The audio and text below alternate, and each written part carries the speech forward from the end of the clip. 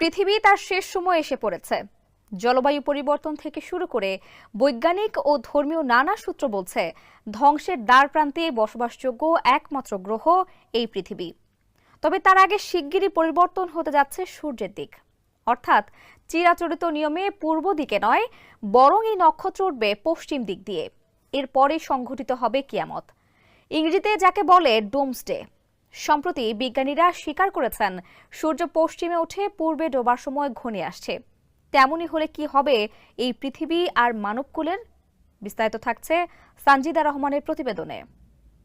7,86,000 বছরের মধ্যে প্রথমবারের মতো উল্টে যেতে পারে পৃথিবীর চুম্বক মেরু। এমন বিপজ্জনক লক্ষণ দেখা দিয়েছে বলে জানিয়েছে বিজ্ঞানীরা।